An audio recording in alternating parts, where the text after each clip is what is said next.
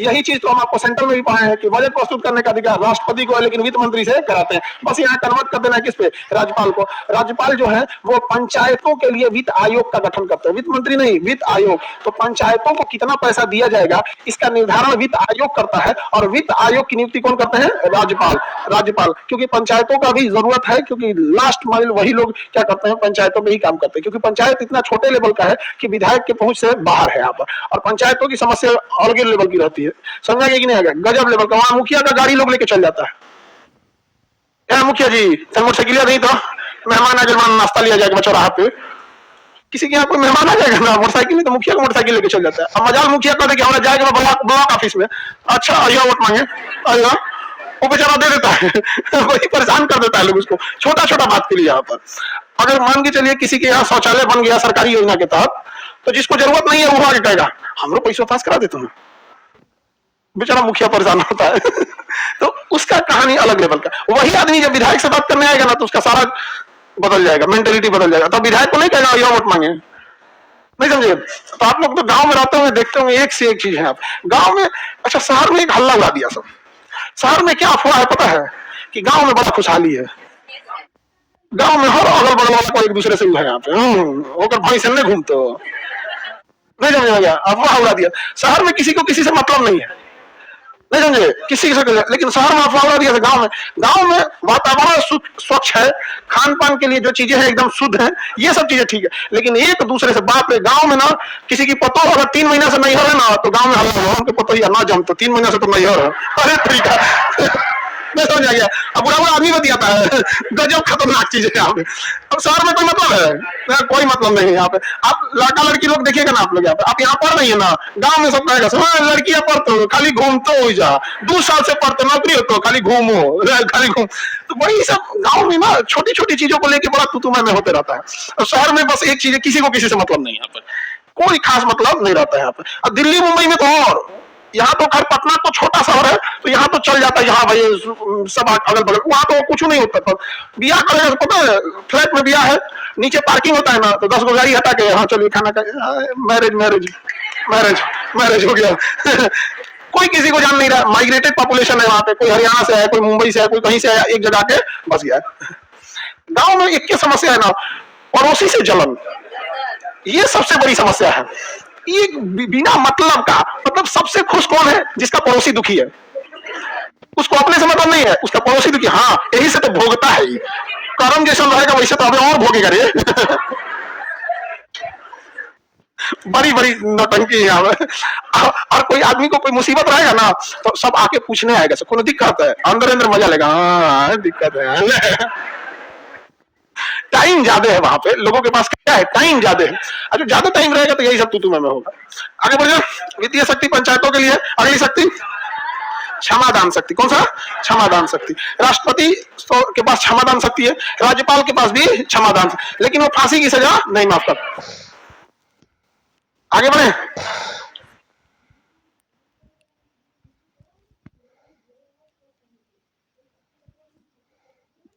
क्षमादान शक्ति है किसके पास? राज्यपाल के। क्या वो फांसी की सजा माफ कर सकता है? सैन्य न्यायालय की सजा को माफ कर सकता है? क्षमादान कर सकता है, लेकिन फांसी की सजा को माफ नहीं कर सकता। आर्टिकल 161 क्षमादान शक्ति, समझ में गया? फांसी की सजा को माफ कर सकते हैं।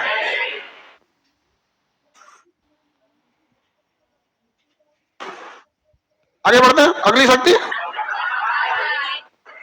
आपात शक्ति। अब देखिए आपात शक्ति क्या है।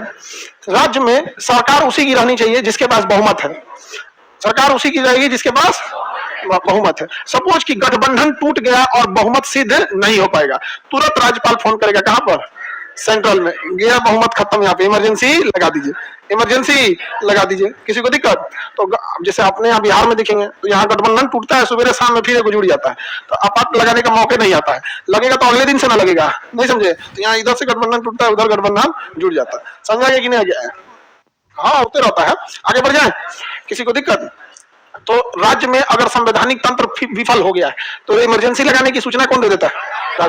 जम्मू कश्मीर में भी ऐसा ही हुआ, गठबंधन खत्म हो गया तो किसी के पास बहुमत नहीं था, तुरंत राज्यपाल ने सूचना किसको दे दी? केंद्र को। यहाँ आपातकाल लगा दीजिए, और जैसे आपातकाल लगा उसके 2 साल बाद हटा दिया गया जी 370। आगे बढ़े। आपातकालीन शक्ति, राज्य में आपात लगाने की गुप्त सूचना कौन देता है? कौन देगा? राज्यपाल देते हैं। किसी को कोई दिक्कत नहीं ना। अगला शक्ति विवेकाधिकार शक्ति। विवेकाधिकार शक्ति, बस यही तो वो शक्ति है राज्यपाल के पास। विवेकाधिकार शक्ति मतलब अपने दिमाग का प्रयोग करेगा। विवेकाधिकार शक्ति का मतलब अपने दिमाग का प्रयोग करेगा। कैसे होता है भैया ये विवेकाधिकार शक्ति? सपोज कीजिए किसी पार्टी के पास आया है 110 सीट, किसी एक पार्टी के पास 90 सीट, और किसी अन्य पार्टी के पास 60 सीट, ठीक है, और अदर्स के पास भी कुछ सीटें हैं, नहीं होते हैं छोटी छोटी पार्टियां यहाँ पे।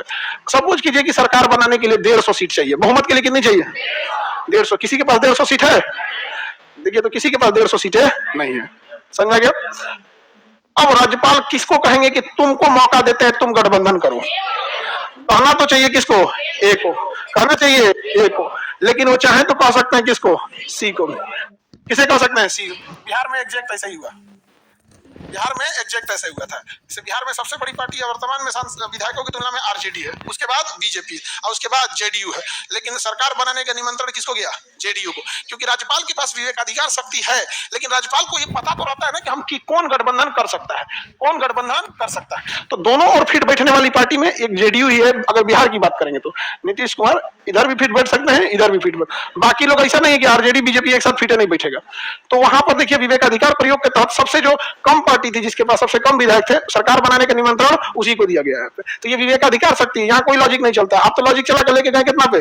110। समझ में गया? तो बताइए अगर किसी को स्पष्ट बहुमत नहीं है तो सरकार बनाने का निमंत्रण राज्यपाल जिसे भी चाहे दे सकते हैं, और उसे 30 दिन का टाइम दे देते हैं। कितने दिन का? 30 दिन का टाइम दे देते हैं कि आप गठबंधन कर लीजिए और हमें क्या दिखा दीजिए? बहुमत दिखा दीजिए। यहाँ बहुमत कितना था? 150 के आसपास। समझा गया कि नहीं? 30 दिन में बहुमत सिद्ध करना होता है, और अगर नहीं सिद्ध कर पाए तो फिर राज्यपाल पे डिपेंडेंट है। तब राज्यपाल इनमें से किसी को मौका देगा, और अगर ये लोग भी विफल हो गए तुरंत सेंट्रल गवर्नमेंट को फोन कर देगा, यहाँ इमरजेंसी लगा दीजिए, सरकार खत्म है, 6 महीना का नोटिफिकेशन जारी करके चुनाव करा दीजिएगा। समझा गया? तो ये राज्यपाल के पास यही एक उसकी शक्ति है, विवेकाधिकार शक्ति। किसके पास? राज्यपाल के पास। कैसी शक्ति? विवेकाधिकार शक्ति। समझा गया? अगला विशेषाधिकार होगा। ये विवेकाधिकार है। अगला विशेषाधिकार। कौन सा अधिकार? विशेष मतलब स्पेशल अधिकार है राज्यपाल को। क्या स्पेशल अधिकार है भाई? उनके ऊपर कानून का मुकदमा नहीं चला सकते, मारपीट का मुकदमा नहीं चला, लेकिन दीवानी मुकदमा चला सकते हैं। दीवानी मुकदमा चला सकते हैं। राज्यपाल मर्डर कर दिया तो एफआईआर नहीं लिखाएगा। समझ में गया कि नहीं आ गया? लेकिन जैसे पद से हटेगा एफआईआर लिखा जाएगा कि जब आप पद पे थे तब नहीं लिखे थे ना। तो मार धार वाले मुकदमे को हम फौजदारी कहते हैं। फौजदारी मुकदमा तब तक ही नहीं होगा जब तक अपने पद पर है। जिस दिन पद से हटेंगे उस दिन उनके ऊपर